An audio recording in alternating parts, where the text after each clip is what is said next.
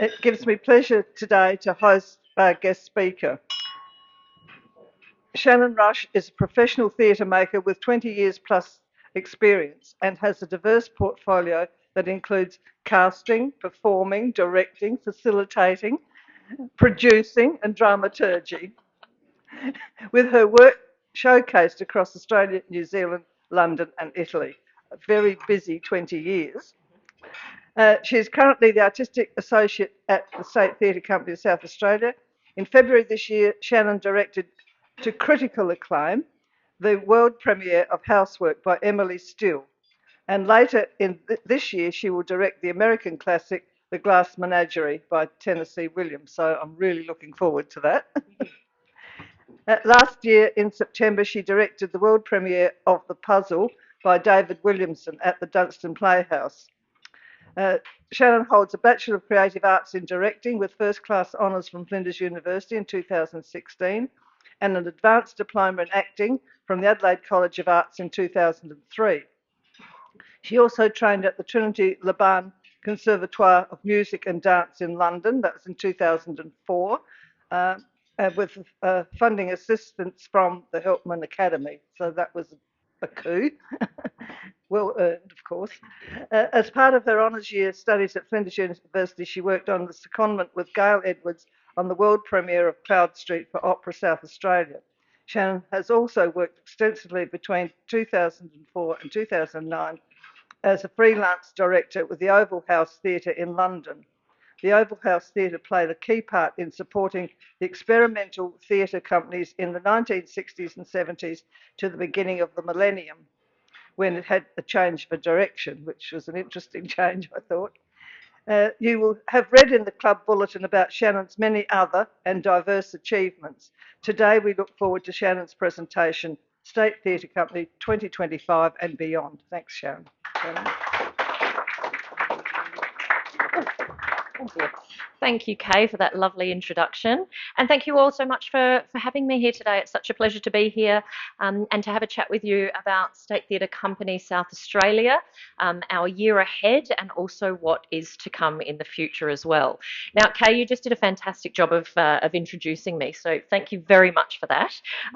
I will tell you that I am born and bred here in South Australia. So I grew up in the Barossa in the Adelaide Hills. I always had a passion for theatre, and I was lucky enough to get accepted into the Adelaide College of the Arts as an acting student, following a year working as a junior casting consultant with Angela Heesum. And that was a really great year for me to see what happens behind the scenes and then realise I wanted to get out in front of those scenes. After completing that 3-year training, I travelled through Europe, as you do in your early 20s, a lovely thing to do. And then I decided that I would ground myself in London for a little while. So I stayed there, worked there for about 7 years. And it was there that I started to develop my love for theatre directing. And as Kay mentioned, I worked with a company there called the Oval House Theatre, which is an off-West End company. And I was a teacher and a facilitator. And I started doing assistant directing gigs and pretty soon got into directing gigs over there myself. So when I finally came back to Australia and moved to Adelaide, I knew that I wanted to continue to direct theatre, but I wanted to make sure that I could attempt that from a more professional angle. So I knew I had to retrain, basically. So I studied at Flinders University and graduated from there 2016, which was great. And of course, I started forming a relationship with the State Theatre Company of South Australia. I started sitting on panels for them. I was facilitating workshops. I was assistant directing shows, and I was even a child chaperone when there were children on one of the shows as well. So I did a few varied roles with the company as a freelancer, which was a really great way to get into the company. And then I was lucky enough to direct a show called Limit, which was one of the umbrella programs. I'll talk a little bit about that program in a while.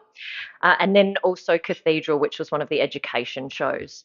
And so following those two sort of directorial debuts with the company, our previous artistic director, Mitchell Butel, who I believe has spoken here before, he asked me to come on board as the associate artist, which I was absolutely thrilled with. So I started that in 2023, and this is now my second year of a 3-year contract. And I absolutely love working for the company. It's a really great group of people, and my role is very diverse. I get to direct shows, I get to read a lot of scripts that are submitted to us and write reports about them, and speak at functions such as this as well. So thanks once again for having me here today. So anyway, look, that's enough about me. Let me tell you a little bit about the season of work that we have for 2025. So the first show that we have has actually been and gone. So sorry about that if you didn't get a chance to see it, but hopefully some of you did. The first show of the year, we managed to get one in just before all the madness of March happens and it's festival time and fringe time. And the show was Housework, a new comedy that we commissioned for a writer in South Australia called Emily Steele. Now, Emily has written for us before. She wrote a show called Euphoria, which toured around. And she's also worked with a company called Theatre Republic, writing shows such as The Garden, How Not to Make It in America. And she's actually just been announced as the new artistic director of Theatre Republic. So she's absolutely such an asset for us to have here in South Australia. Now, I was lucky enough to get to direct this show, Housework. It is set in Canberra, in Parliament House, and there are sex scandals and betrayals. There's culture wars. It's all about the price of power and manipulation, and also how to be a mother working in that environment as well. So, it's all in a day's work in the house. It was pretty juicy and fun for those of you who may have seen it. We had a really fantastic stellar cast in this show, including Emily Taheny, who is actually originally an Adelaide girl herself. You may have seen some of her work before on television, most recently probably in Sean McAuliffe's Mad as Hell. And also we had the fabulous comedian, actor, TV personality Susie Youssef as well, and what a winning combination the two of them were. It also featured a much-loved South Australian actor who hasn't been on our stages for a little while, Renato Mussolino. So it was really lovely to welcome him back to the stage. And also some new South Australian talent that actually had their Dunstan Playhouse debut performances. Franca Lafosse, Sinitra Martinelli, and Ben Welford as well. The show was met with critical acclaim, I'm very pleased to say, as the director. We always hope for that. And audiences really loved it. So secretly, I'm hoping that we might get a chance to tour this around. I think the Canberra audiences particularly would really enjoy this one. So we'll see. Watch this space. Next up in our season is a show titled The Dictionary of Lost Words, which is an adaptation of the Pip Williams novel. Yeah, I see a few people nodding their heads there. And the adaptation is by a really incredible Adelaide playwright, Verity Lawton. So no doubt you've probably heard of this show already, or maybe some of you have actually seen it. So in 2023, when it premiered here, it was the highest and fastest selling show in the history of the Dunstan Playhouse. So it's been a really roaring success, and it's now returning, as you can see, for an Australian tour. It's currently playing actually in Sydney at the Rosalind Packer Theatre, and then it will be coming back to Adelaide very soon. So in 1901, the word bondmaid was discovered missing from the Oxford English Dictionary. And this play and this story is part factual, part fictional storytelling about the girl who found it. Set during the suffragist movement and World War I, it tells the story of Esme, a young woman growing up in the scriptorium while her father and the men around her were constructing the Oxford English Dictionary. It's such a beautiful story. The adaptation has been so lovingly constructed by Verity Lawton, and our audiences, as I said, have absolutely loved it. So we decided that we needed to bring it back, of course. I'm very lucky to say that I'm the assistant director on this show, so it's been really fabulous to revisit the work again after a little break, re-rehearsing with almost an entirely new cast. There's actually only one of the 8 original cast members who remains. So it's really nice to kind of get that new breath of energy, new brains, a new approach by all of the performers. So it's been really fun to re-rehearse. As I said, playing in Sydney now, but with Sydney Theatre Company, who are our co-producers on this particular piece. But it will be back on the Playhouse stage here in Adelaide from the 3rd to the 17th of April. So don't miss it. And if you have seen it before, please come and see it again. It will be great with a new cast, absolutely. Now, next up for you, we have a classic story that is loved all around Australia. Some of you may be familiar with this one, Looking for Alibrandi. Yeah, originally a book from Melina Marchetta, and then it was made into a film quite some time ago starring an actor called Pia Miranda. It's now been adapted into a stage play, which is written by Vidya Rajan. And we're presenting this with our creative partners, Brink Productions, which is another Adelaide-based theatre company you may have heard of. And the piece is being directed by their artistic director, Stephen Nicolazzo. So originally this piece was commissioned and produced by the Malthouse Theatre and Belvoir in 2022, and it will be playing in the Dunstan Playhouse from the 22nd to the 31st of May, and then touring around Australia as well. We've got a lot of touring happening this year, which is great. For those who aren't familiar with the story, it's a beautiful coming-of-age tale. It centres around a 17-year-old girl named Josephine Alibrandi, and in her last year of school, as she discovers boys and family secrets and grief, and she finally has the opportunity to get to know who her biological father is as well.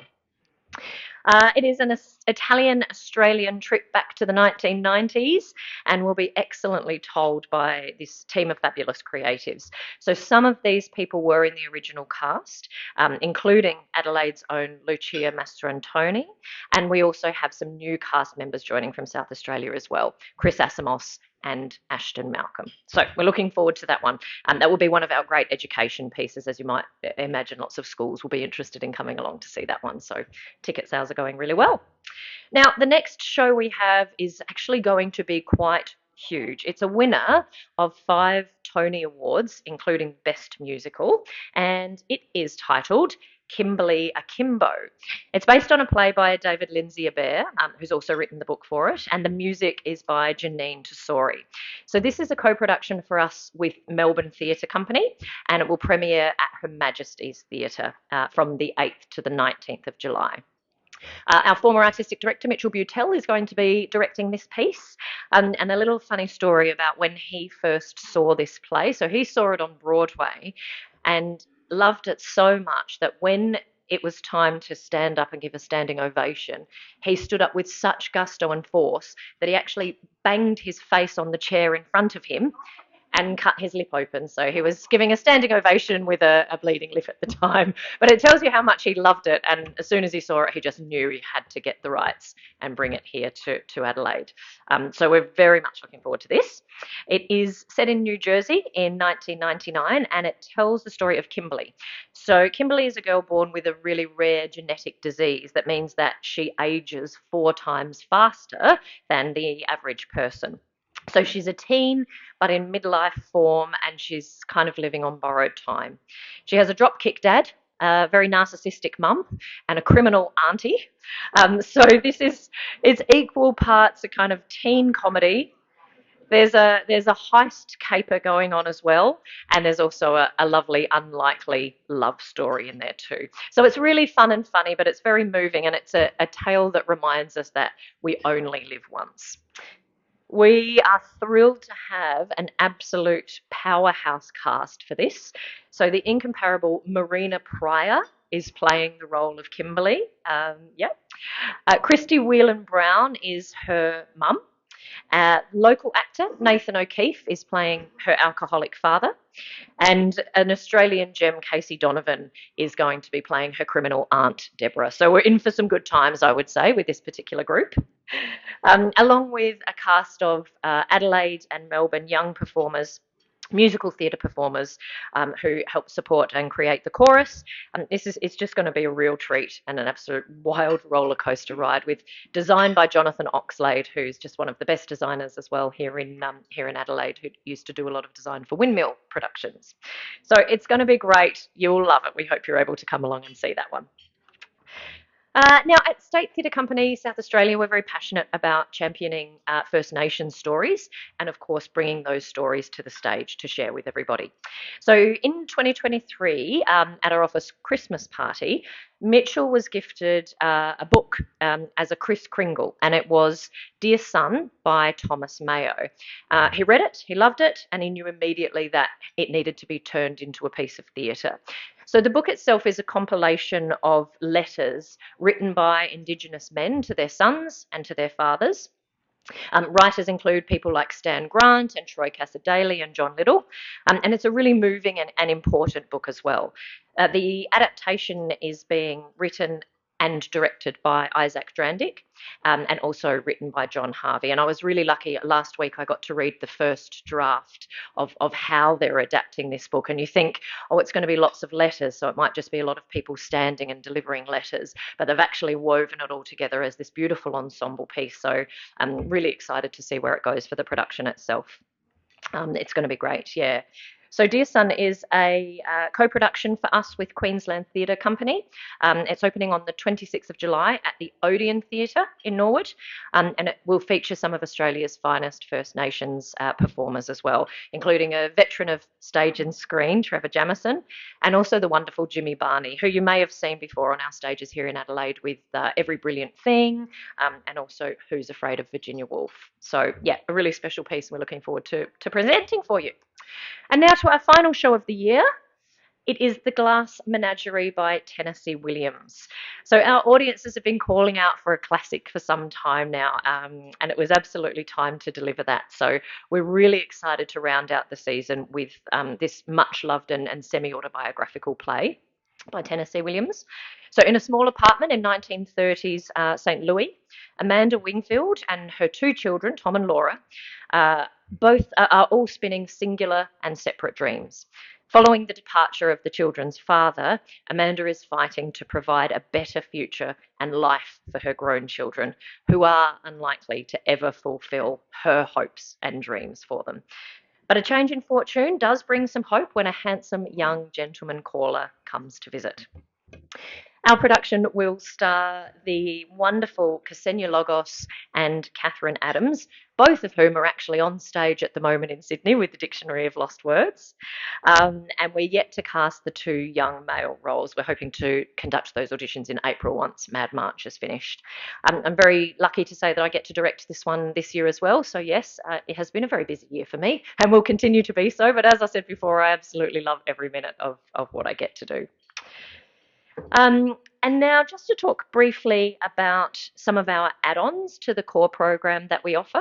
So Great Australian Bites is a new project that we're running this year. It's really exciting. So during November and December, we're going to be hosting a series of play readings for some new unproduced South Australian plays. So we're really lucky actually in South Australia. We have such fantastic writers, really incredible talent, and we want to be able to showcase that and those voices a little bit more than we have been in the past. We hope to keep this project running in future years. But for this year, the writers that we are showcasing are Sarah Peters, Piri Eddy, Anthony Nachera, Alexis West, Nicola Watson, and Alex Vickery Howe. So that will be in November and December. And those readings will happen actually on the stage, on the set of the Glass Menagerie when the theatre is dark and we're not performing on that day. So that'll be such a great project for us to launch. We also have two shows that we present as part of our stateside program. Now, this used to be called the Umbrella Program, but what it does is it supports local, small and medium independent theatre companies to produce their work. So we offer the companies in-kind support in the form of making their costumes, building their sets. We give them a huge amount of marketing in-kind support as well, and they're obviously featured in all of our brochures, and we help to get bums on seats essentially and support them by getting ticket sales in. So this year those two projects are American Song by Joanna Murray Smith, which is presented by Flying Penguin Productions, and the second one we have is Scenes with Girls by Miriam Bache, and that is presented by a fabulous young company here called Deus Ex Femina. So both of these will be on at the Goodwood Theatre, and that's become such a vibrant hub actually in recent times for presenting theatre over the last few years under the leadership of Simone Avramidis and Chris Eiley, and particularly as we've lost a few venues along the way, such as the Bakehouse and Rumpus as well. So yeah, Goodwood Theatre is a really big and important one for us. So now I'm just going to, hopefully, if this works, Milos, I'm going to play. I'm going to try and play just a little short video to recap what the program looks like for us. It seems to be moving. I don't know if the sound will work though.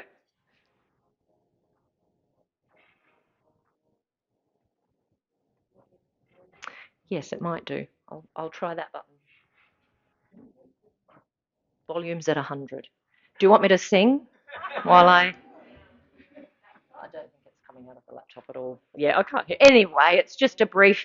I'll just keep talking while it's playing in the background. We're all good. Um, what the other thing that I did want to let everybody know that you may not be aware of yet is that at State Theatre Company South Australia we actually have a new artistic director. So Mitchell Butel is responsible for the program that we have for 2025, and now we have a fantastic new person named Petra Kaliv who's going to be joining, or has joined us, I should say. So I'd love to just talk a little bit about Petra just to finish off today and introduce her to you. First of all, she would like to apologise that she's not able to join us today. She is in Melbourne today, and actually she comes to us from Melbourne, but she has moved to Adelaide now as of the beginning of February when she started in her appointment. She is absolutely lovely, but aside from that, she is an incredible artist. I have absolutely no doubt that she is going to successfully and confidently lead our company through its next phase. She's an award-winning director and a performer and an arts leader as well. So she's had leadership roles at companies like Melbourne Theatre Company, La Mama, Union House and Melbourne Playback Theatre. And she's held board positions as well at Outer Urban Projects, Melbourne University Theatre and Complete Works Theatre Company too. She recently completed a Churchill Fellowship, which explored the creation of extraordinary professional public theatre with, for, and by the community. So that gives you a bit of an idea of what she's interested in doing and what we might be able to see in future years at State Theatre Company. She was shortlisted for the inaugural Helen Noonan Prize for outstanding contribution to female-driven storytelling. She won the Drama Victoria Award for Best Performance by a theatre company for VCE Drama, and she has received multiple Green Room nominations as well, but you get the picture, she's pretty fabulous. And some of her notable works as well include Happy Days, The Sexual Misconduct of the Middle Classes for Melbourne Theatre Company and Belvoir, Melbourne Talam and Taxithi, which has toured around Australia, a play called Oil Babies, which she actually wrote and directed and was then shortlisted for the New South Wales Premier's Literary Awards, and an acclaimed adaptation of Peter Goldsworthy's novel Three Dog Night, which toured nationally in 2009. So we're absolutely thrilled to have her. She's really interested in making timely, relevant theatre from complex cultural conversations and themes. She's interested in a range of dramatic forms, and she's driven to build engagement with theatre across diverse communities. I have a very short quote from her that I'd love to share with you today in her absence. She says, "I believe that the stories we tell define, connect and transform us, and I can't wait to work with South Australian artists to create daring and entertaining theatre that amplifies the lesser heard voices and tells great and surprising stories." So I strongly believe that we're in a really great place with Petra, and having had some 2026 programming discussions with her already, I know that her first season with us is going to be bold and brilliant. We can expect collaboration and community engagement and brave work that really champions the diversity of Australian voices. So thank you so much. That brings me to the end of my presentation today, and I'm really, really appreciative of the time. Thank you. Maybe not that way. Thank you so much, everyone. I think it was too dangerous. Now, does anyone have any questions of Shannon? Jeff.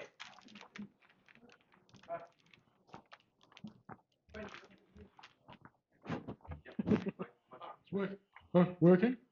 I have to put it right. Oh, crikey. I'll be terrible on the stage.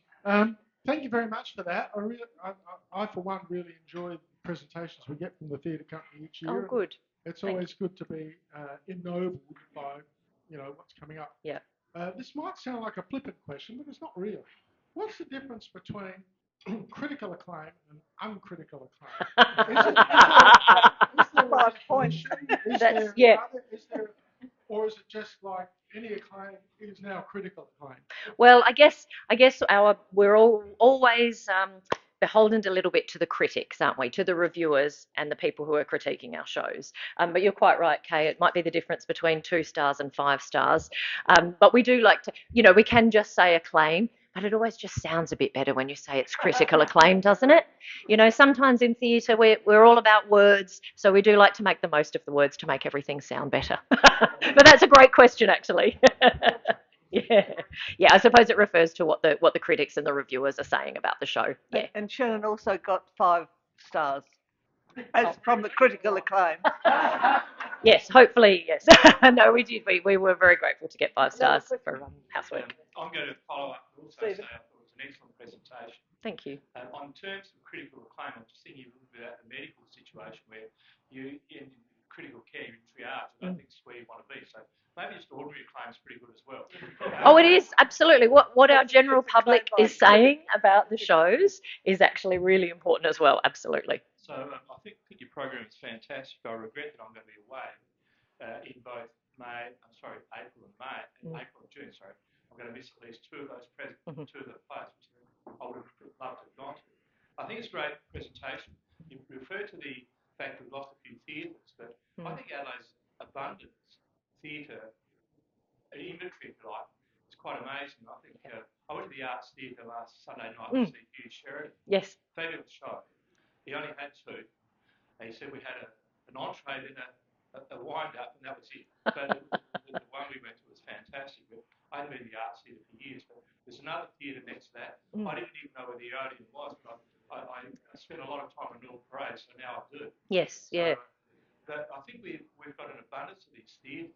It's a matter of using them all in a way that keeps them going. I'm certainly aware of Goodwood Theatre. That's really improved its, I guess, recognition in the community. So thank you again, and I look forward to more presentations through these various theatres. Thank you so much. Yeah, thank you. Yeah, with the it's a great point around the Odeon. So some of you may be aware that the Adelaide Festival Centre is closing down for a period of time this year in order to do some works. So we've had to be thinking outside the box of where we can perform, and the Odeon is a great venue. I absolutely agree with you. So we'll be doing some of our shows there, which is fabulous. In thanking Shannon, I'd like to present you with this banner as guest speaker of our club, and that's has enabled us to come together and support ideals of Rotary. Excellent. Thank you so much. And I recommend you go to the Goodwood Theatre because it's a nice oldie worldy theatre. It is. It's well so lovely. Visiting just for the theatre. Yeah, I agree. Thank you again for tonight. Thank you. Thank you so much for having me.